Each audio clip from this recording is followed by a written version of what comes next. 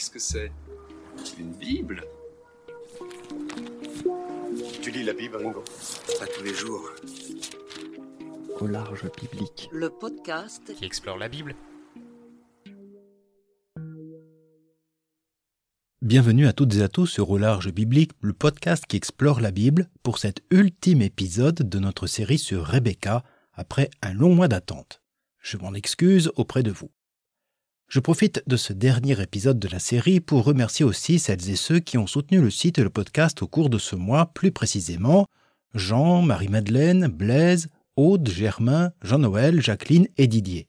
À ceux-ci, j'associe Noémie Maréjon qui, une fois encore, après l'épisode sur Judith, a pris de son temps pour élaborer ce sujet sur Rebecca dans l'art, épisode que nous allons découvrir dès à présent. Outre leur lien en description, et si tout va bien, les œuvres citées s'afficheront sur votre lecteur.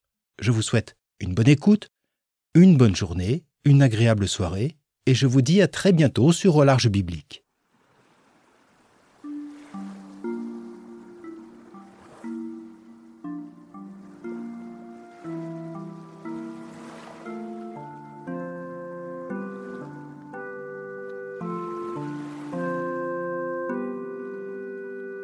Bonjour à toutes et à tous. Quand le père François m'a demandé de travailler sur les images de Rebecca, je me suis dit que ça allait être plus difficile que pour Judith, plus encore même que pour Esther ou Ruth. En général, dans les dictionnaires, à l'entrée Rebecca, on lit « voir Isaac » ou « Jacob », comme si elle n'était qu'un simple trait d'union entre son mari et son fils. Parfois, elle est aussi désignée comme la fille de son père, Bethuel, ou la mère de son autre fils, Ésaü. Mais rarement Rebecca est mentionnée pour elle-même. Rebecca fait pourtant partie des matriarches. Elle est l'un des maillons vivants de la chaîne qui relie les femmes et les hommes de la Genèse.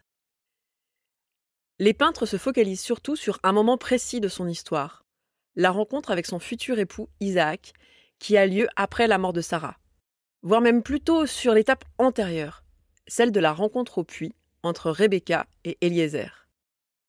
Benjamin West, un peintre américain du XVIIIe siècle, représente ce moment de la rencontre entre Rebecca et le plus vieux serviteur d'Abraham. Son tableau a un style néoclassique très lisse. Il représente la scène dans un cadre neutre. La seule chose qui rattache Rebecca au XVIIIe siècle, c'est sa coiffure volumineuse, typique des portraits féminins de l'époque. Elle se détache sur un fond marron qui occupe une petite moitié du tableau. Derrière elle, on trouve deux femmes, une jeune et une vieille, dans l'ombre. Ce sont les servantes voilées qui aident Rebecca dans sa tâche, celle de puiser de l'eau. D'ailleurs, l'une d'entre elles pose la main sur la cruche d'un modèle néoclassique en même temps que l'héroïne du tableau. Rebecca se détache à l'avant-plan dans une robe blanche, un manteau orange, et surtout, une lumière quasi divine éclaire son visage. Un détail revient à plusieurs reprises, les rayures. On les retrouve dans le vêtement d'Eliezer, dans son turban, dans ses manches, sur la ceinture de Rebecca, ou sur le voile de la jeune servante. Ces rayures peuvent avoir deux sens complémentaires. D'une part, elles soulignent l'orientalisme de la scène. En effet, depuis le Moyen-Âge, le vêtement rayé désigne souvent les réprouvés, les exclus, les juifs, ou plus largement ceux qui ne sont pas chrétiens. D'autre part, pour la servante et pour Eliezer, les rayures peuvent aussi souligner leur statut social inférieur. D'ailleurs, Eliezer se penche humblement vers Rebecca, qui, elle, se tient très droite, extrêmement digne. Il attache avec douceur et délicatesse un bracelet d'or ouvragé à son bras. Ce bracelet est accompagné d'un joli ruban bleu qui s'accorde au tissu qui ceint les reins de la future fiancée. À l'arrière-plan, on retrouve un élégant chameau coiffé d'une aigrette qui nous rappelle le cadre biblique de cette rencontre près du puits. 110 ans plus tôt, en 1665, dans un contexte bien différent, Rembrandt représente une autre étape de l'histoire de Rebecca et Isaac, une scène de tendresse qui suit leur mariage. Mariage d'ailleurs décrit très laconiquement à la fin du chapitre 24 de la Genèse. Ce tableau porte depuis le XIXe siècle un nom alternatif, la fiancée juive.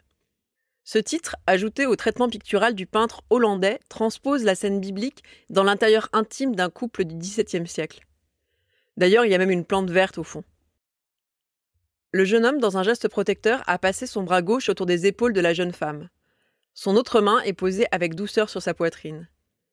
Celle-ci répond à ce geste tendre en effleurant légèrement les doigts de son compagnon. Isaac est richement vêtu de jaune avec un long manteau. Sa femme porte, elle, une robe rouge très travaillée, avec des manches blanches à plis lourds.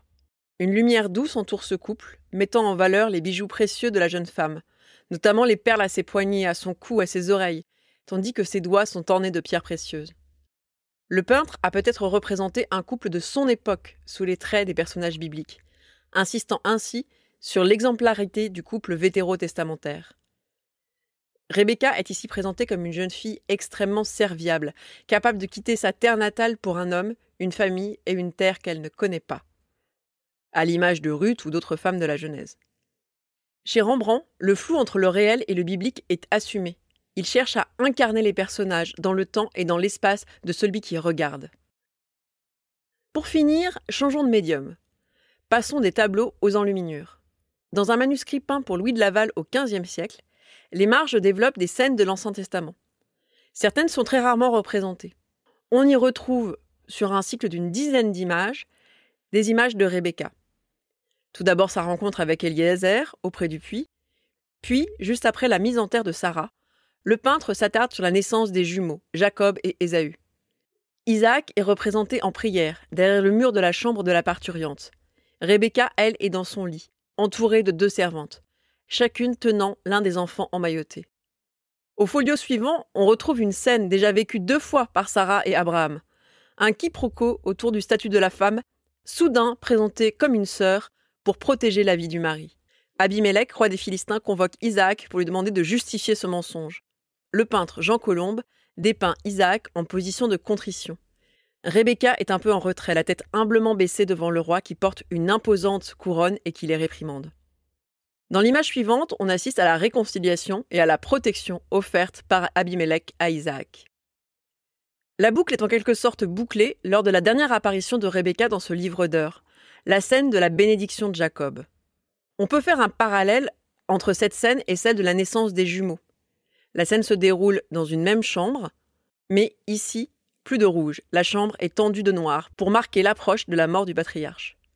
Rebecca, contrairement à Isaac, n'est pas derrière un mur. Elle est actrice de cette bénédiction. Elle est dans la pièce, juste derrière son fils, qui, lui, reçoit la bénédiction de son père.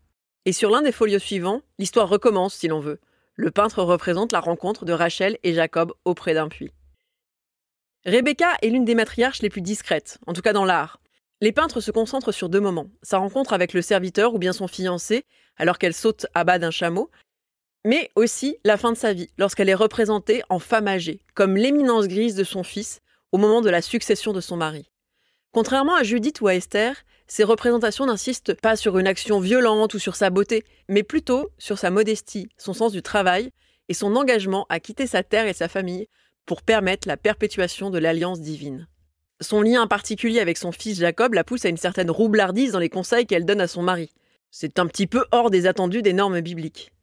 C'est cette malice qui est souvent mise en valeur dans la peinture. Merci à toutes et à tous pour votre écoute et merci au Père François pour sa patience infinie.